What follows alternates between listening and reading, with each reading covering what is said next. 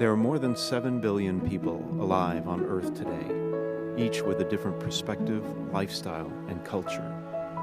With so much diversity in the world, differences can easily erupt in disagreement, conflict, and sometimes even violence. They can be like a dangerous third rail lurking beneath a subway platform. But conflicts can also be a blessing. They can forge understanding and empathy between people. Fortunately, the Bible offers some practical, time-tested advice on managing conflict. Join us for this 6-week series on resurrecting unity and harmony in our world, beginning with our own lives.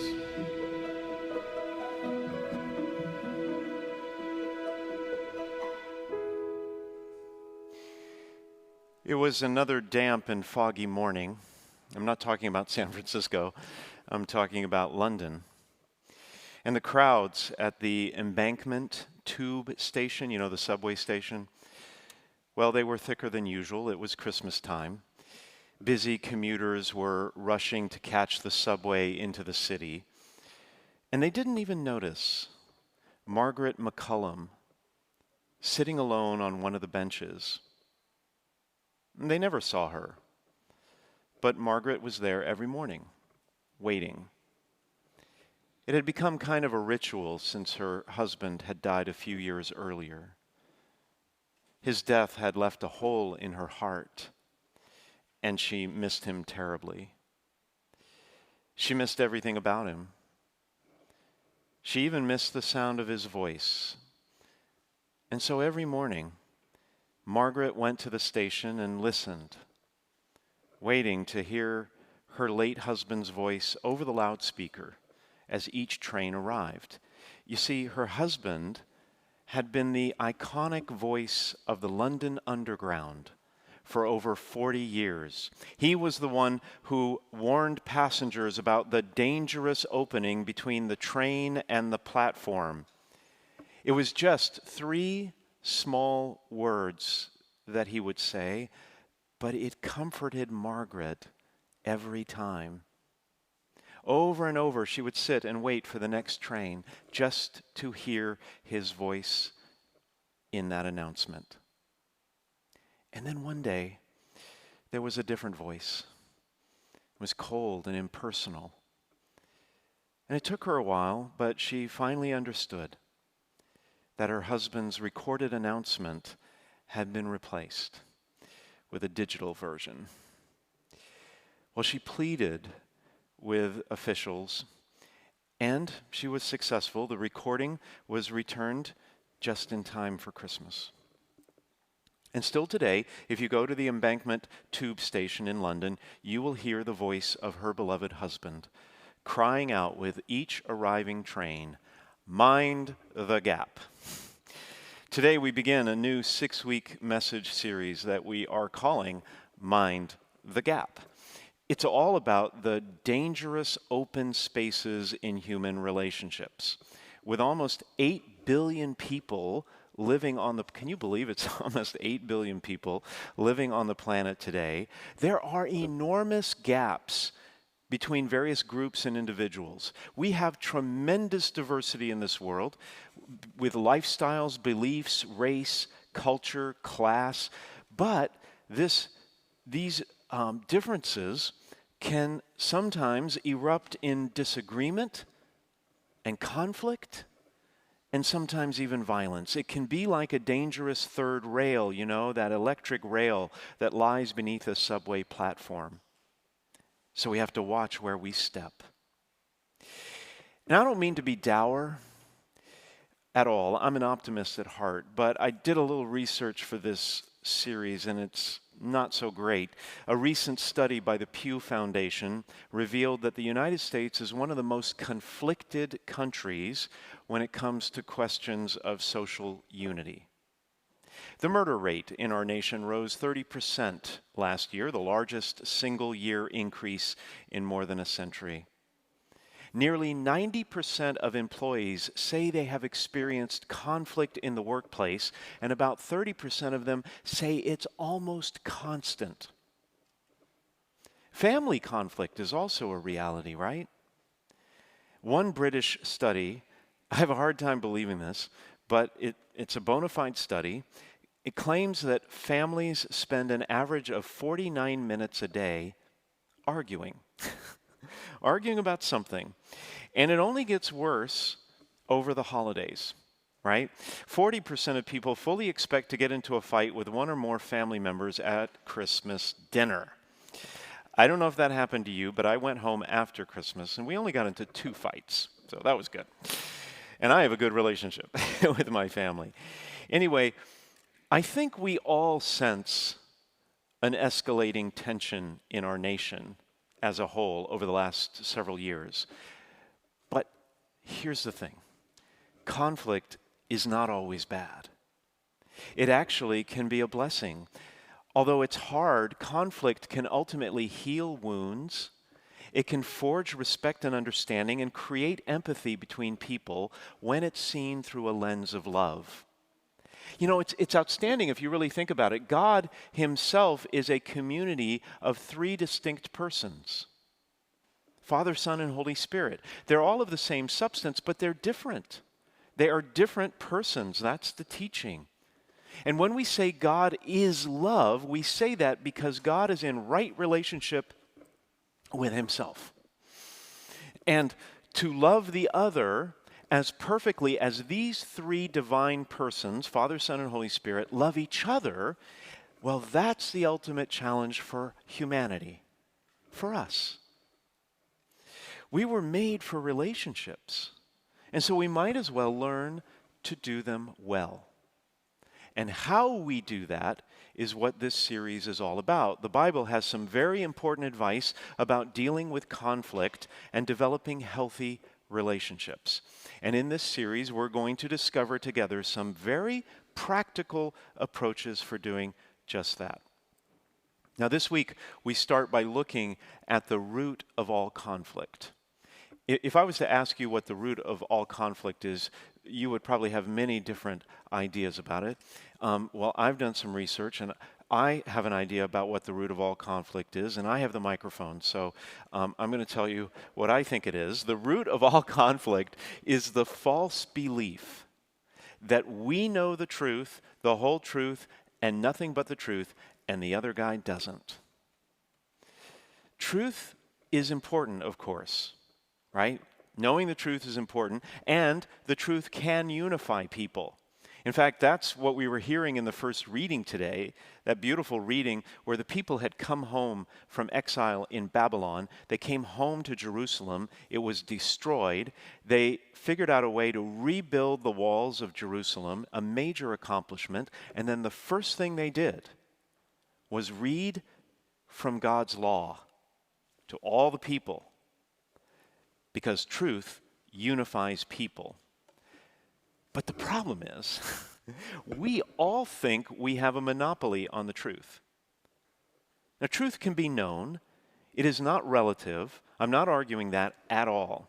Truth can be known, and it is not relative. And of course, as Catholics, we believe that when it comes to salvation, that the Catholic Church has the fullness of truth. But even the Catholic Church, in its documents, will say that there are elements of truth outside the Church that we can learn from.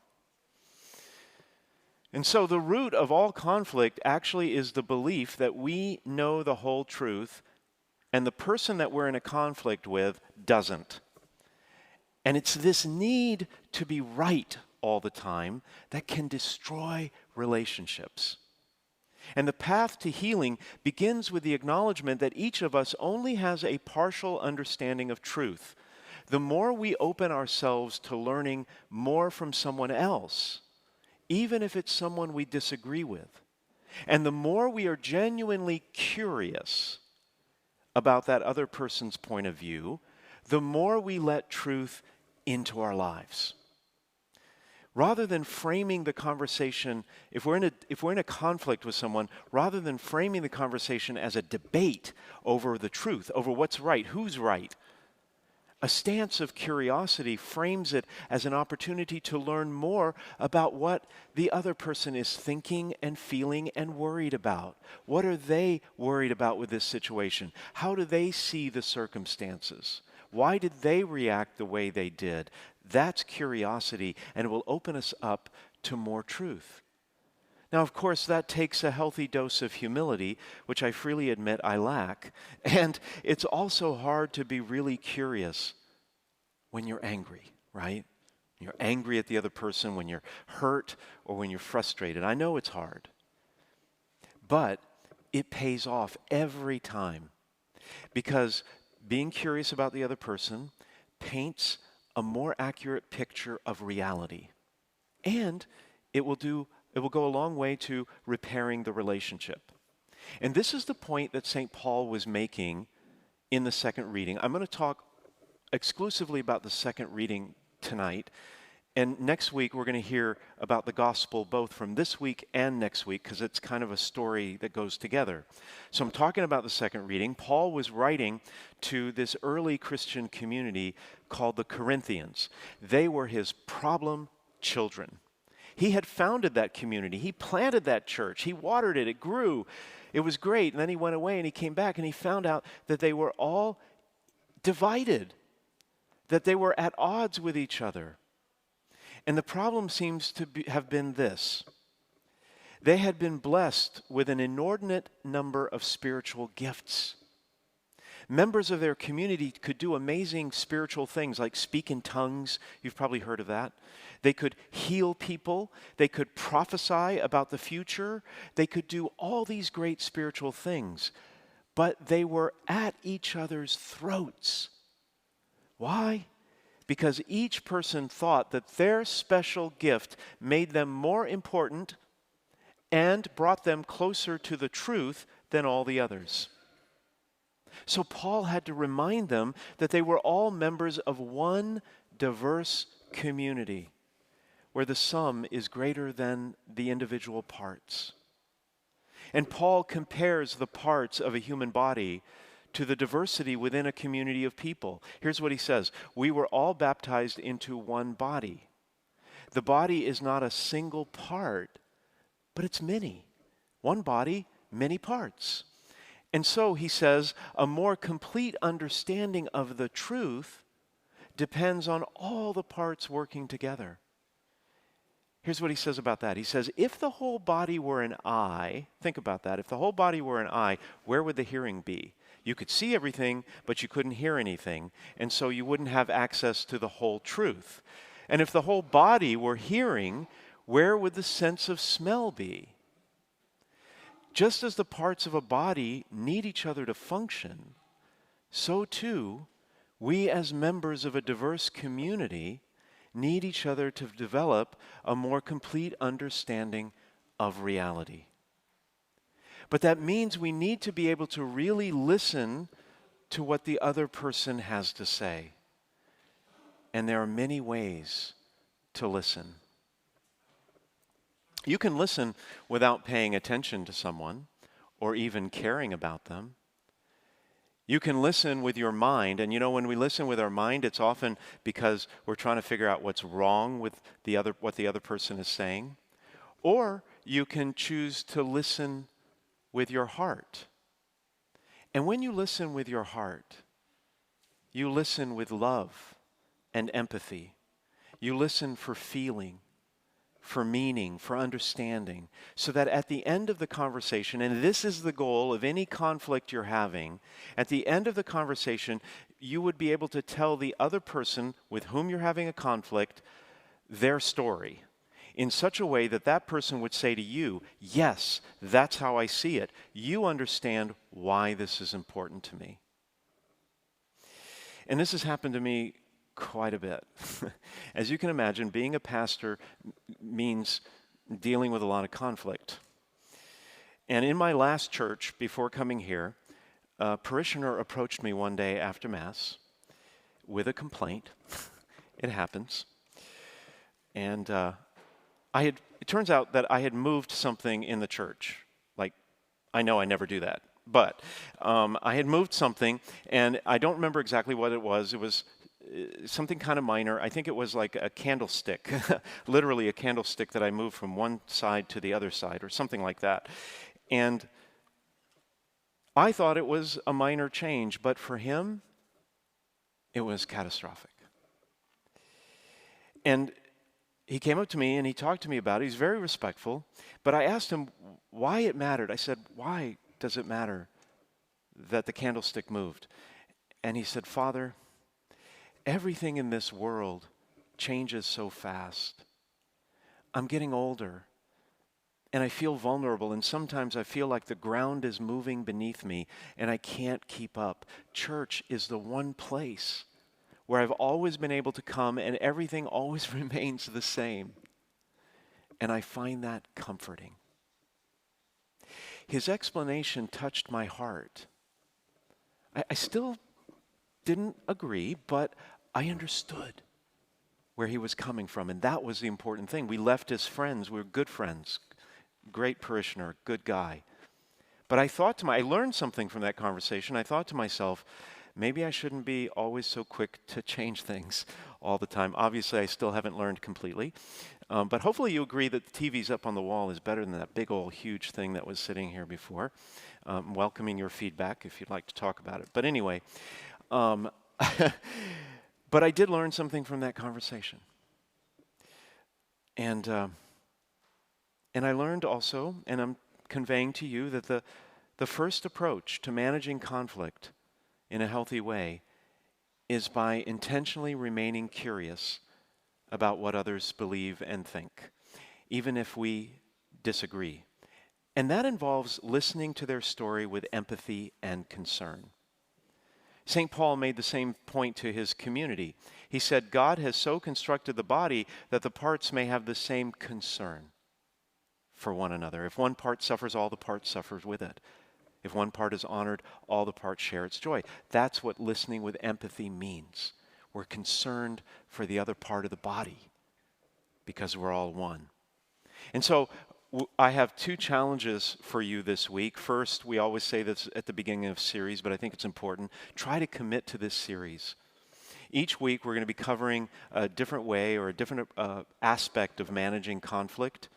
And so please make sure you watch every week. Even if you're out of town, you can always find it on our website. The second thing I would challenge you to do this week is, if you have the time, think back to a recent disagreement you had with someone and ask yourself this question. If I could get over being mad about this, what could I actually learn from this other person's point of view? A few weeks ago, I was in the balcony upstairs here after Mass. I was dealing with something, and I saw a man looking up at me from one of the pews. And I called down and I asked him if he needed me. He said no, and he walked off. But a few days later, he approached me after Mass.